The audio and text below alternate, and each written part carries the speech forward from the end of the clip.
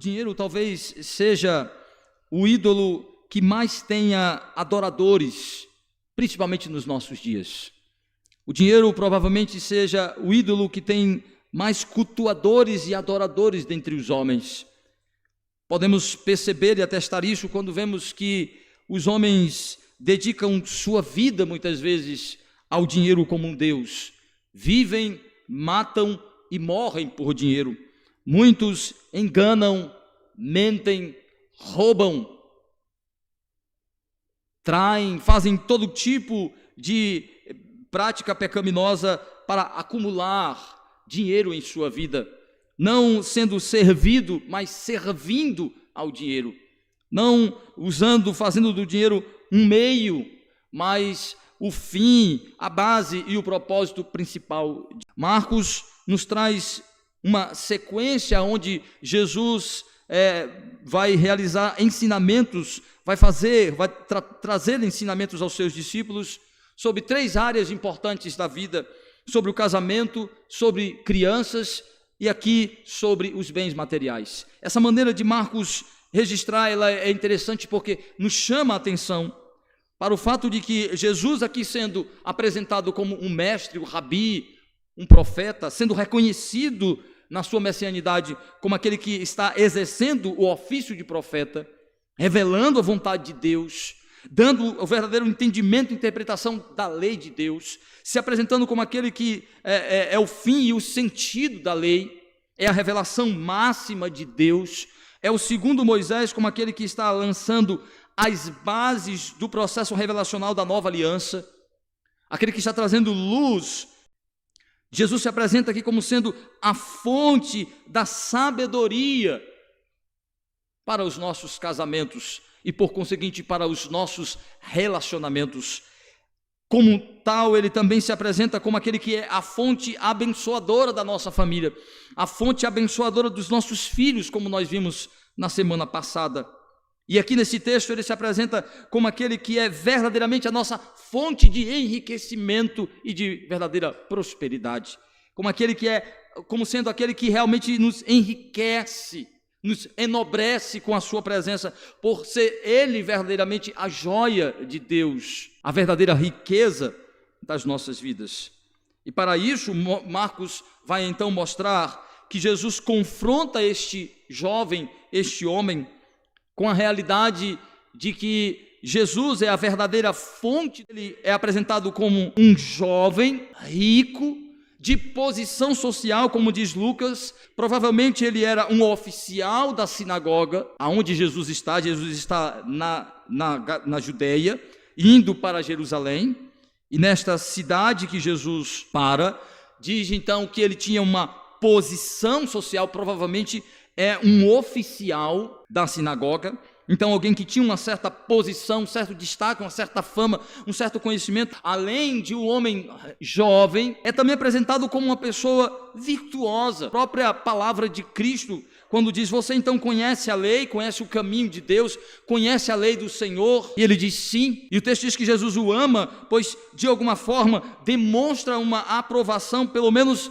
naquilo que diz respeito à sua busca externa, seu esforço por estar com a motivação certa. Apesar de ter a motivação certa, é o caminho, mas só ter boas motivações não é tudo. Mas ele tem a motivação boa, ele tem a motivação certa. Isso mostra que ele é um jovem virtuoso, que pensa nas coisas últimas da vida, que pensa muito diferente, muitas vezes, de muitos jovens dos nossos dias, que pensam em fama, que pensam em prazeres, que pensam apenas em conquistas, que pensam apenas em posição social, que pensa apenas em seus relacionamentos imediatos, em conquistas imediatas, não pensa a respeito das coisas eternas, naquilo que é espiritual e eterno. Este homem, apesar de jovem, rico, famoso, religioso, virtuoso, tem uma alma vazia. Ele diz: o que eu faço então para herdar a vida? Não há convicção, não há um preenchimento, não há satisfação. Ele chega para Cristo dizendo: bom mestre, o que eu posso fazer? O que eu posso fazer mais? Eu tenho feito muito, eu tenho me esforçado muito, mas o que eu posso fazer mais? O Senhor, como mestre, poderia me dizer que coisas mais Deus exige de nós, que coisas poderemos fazer para termos uma alma satisfeita, para termos uma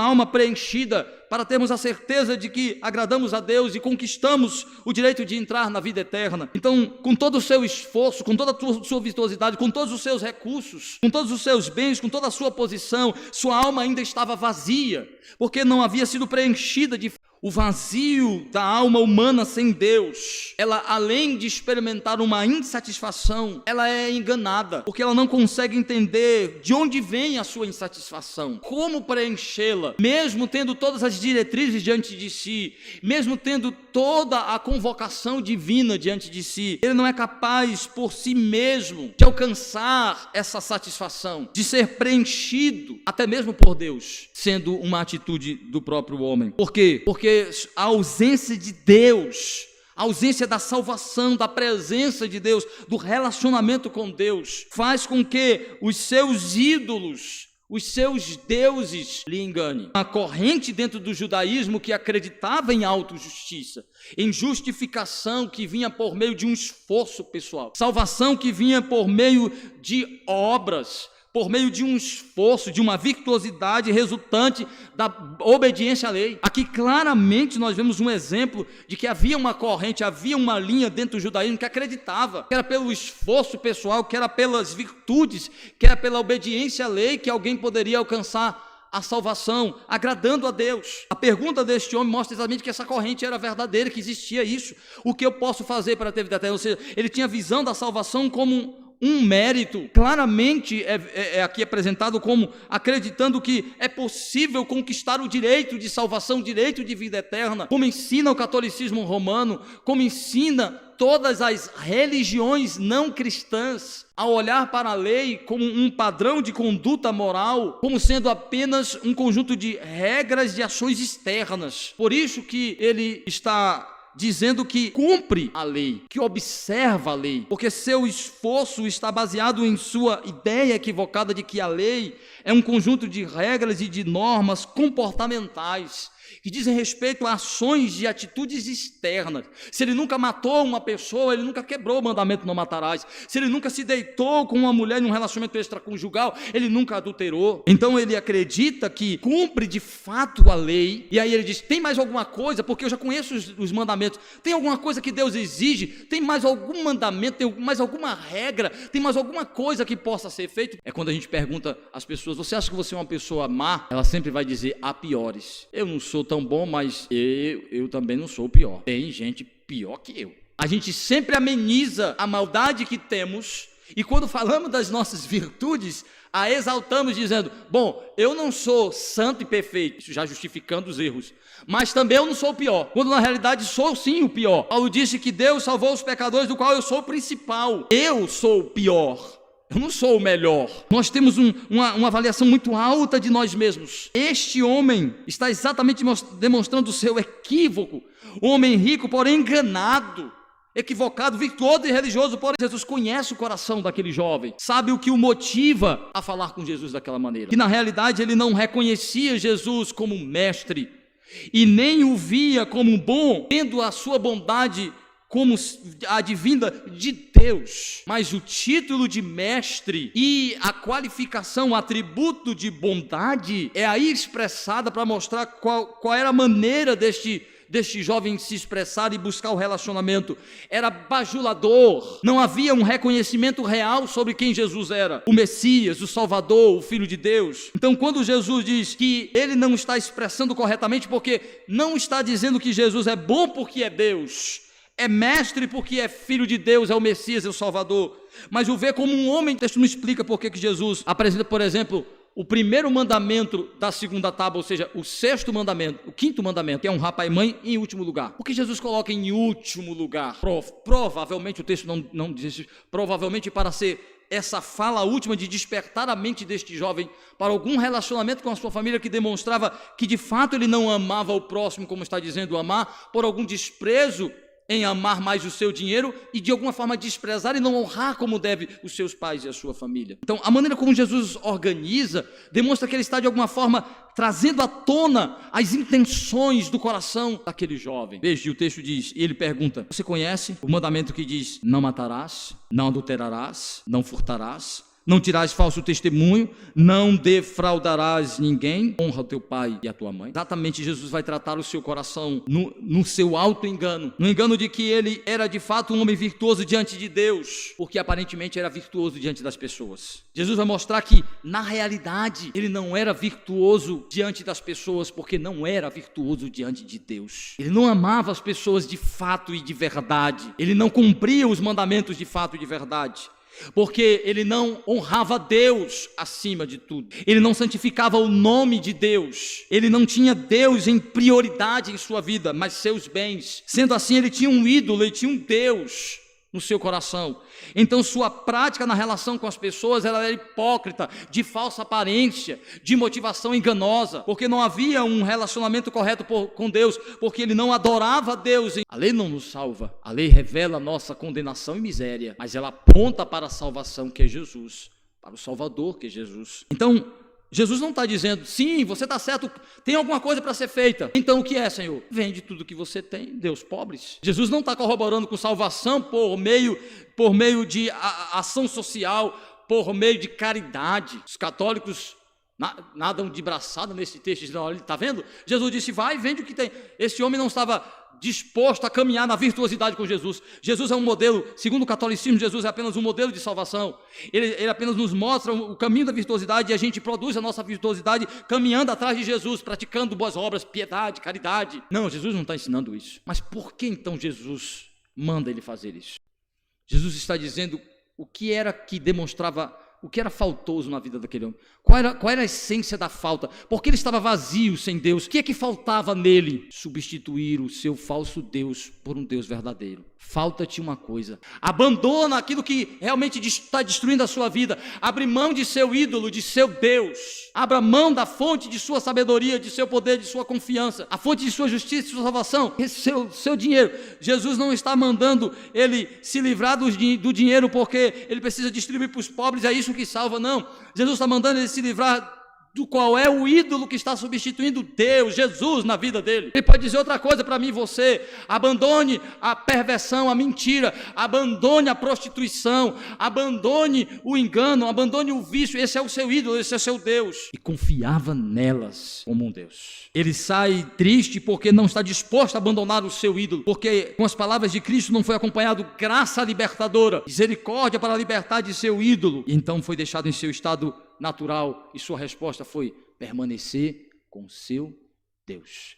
Jesus então olhou para os seus discípulos, vendo aquele homem sair triste, pior do que o que entrou cheio de virtude, de valores, mas saiu ratificado em sua condenação, dominado pelo seu ídolo, condenado diante de Cristo, de Deus, em suas palavras. E Jesus olhou para os discípulos dizendo, como de fato não é só difícil, mas impossível para os que são ricos serem salvos. De alguma forma, o desejo de riqueza e a confiança de que, sendo rico, teremos estabilidade, teremos segurança, teremos garantias, é o que move provavelmente todo pobre. O jogo da loteria está aí para nos provar. Milhões de pessoas todos os dias tentando a sorte, querendo enriquecer da noite para o dia, sem qualquer esforço. Por quê? Porque elas acreditam que ser ricos é uma garantia de confiança, de certeza. Os que não são querem de alguma forma ser. O texto que nós lemos, Timóteo fala exatamente, os pobres que querem desejar ser ricos, que fazem da riqueza. Por isso que eu sempre pergunto aos irmãos, desejar ser rico é pecado? É. Timóteo falou isso. Aqueles que desejam ser ricos comprometem a sua fé, porque o desejo de enriquecer começa a comprometer o espírito da solidariedade. Oh, meus discípulos, oh, meus filhos, vocês não entenderam, né? Que o problema não é a riqueza, o problema não é o dinheiro, é a confiança e o amor no dinheiro. É fazer do dinheiro a fonte da confiança, da estabilidade, da garantia que só Deus nos dá, das certezas de confortos que só Deus pode garantir. O dinheiro é o meio, não é a fonte. Então eu não busco, por isso que Jesus disse, buscar em primeiro lugar o reino, e estas coisas vos serão acrescentadas. Jesus nunca disse, busque o reino e busque riqueza, busque o reino e busque posses, busque reino e busque fama. Ele disse, busque o reino, e as outras coisas vos serão acrescentados. Você trabalha para buscar o reino,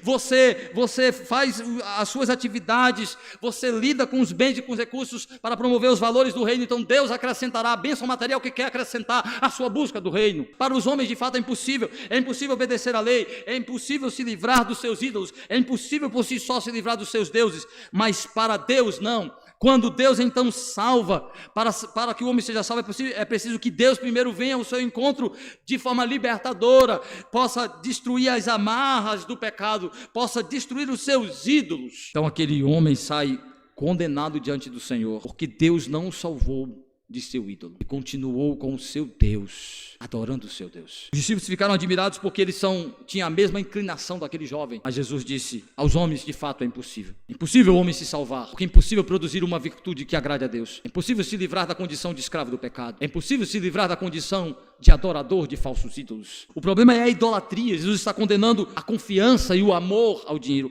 servir ao dinheiro como um Deus. É a idolatria, é a incredulidade, é a substituição de Deus por algum ídolo, e este podendo ser o dinheiro. Este é o problema que Jesus está atacando. Os bens materiais como um ídolo, como um Deus, que é o que acontece com os homens sem Deus. Constituem para si algum Deus substituto de Deus em sua vida. Mesmo que os nossos problemas não sejam bens materiais, o homem ocupa o lugar de Deus com alguma coisa em sua vida. Existe algum Deus tomando o lugar do Deus verdadeiro na vida de um homem que não é crente. Existem ídolos querendo tomar lugar de Deus no coração dos crentes. Que lugar tem os bens materiais na vida dos seus discípulos? Que lugar tem o dinheiro na sua vida? Que lugar tem os bens materiais? Eles valem mais do que a sua própria vida? A vida vale mais do que o dinheiro? E os bens materiais valem mais do que a sua família, a ponto de você sacrificar sua vida, seu tempo, sua família para acumular mais dinheiro, para acumular mais recursos? O dinheiro vale mais do que os valores do reino, do que a virtuosidade cristã, a ponto de levar você a negar os seus princípios, a negociar seus valores para poder continuar tendo uma boa posição, para ter recursos, para ser bem visto pelos homens? O dinheiro vale mais do que Cristo e seu reino na sua vida? Onde está o dinheiro? Que lugar tem as posses? É apenas expressão da graça de Deus, e como tal, você não se apega e não confia, bem como se não tivesse, usa como meio e não como fonte. Ore para que Jesus, que é o iconoclasta poderoso, destrua os ídolos no seu coração. Renove sua confiança, sua esperança, sua dependência de Jesus, sua satisfação em Cristo. Os ídolos começam a nos tentar quando começam a produzir uma desconfiança e insatisfação a Jesus e a servir a Jesus. Jesus vem como o nosso libertador, aquele que vai destruindo os nossos ídolos. Ore para que o Senhor destrua os ídolos em nossos corações, renove a nossa confiança, limpe o nosso coração para que sirvamos somente a Ele, tenhamos prazer e satisfação nele. Mas sem esta graça não há poder contra os ídolos. Por isso que você que não é um crente em Jesus Cristo, não há poder de salvação. Por isso que é impossível você se libertar dos seus ídolos, porque ele lhe engana achando que ele é uma coisa boa em sua vida.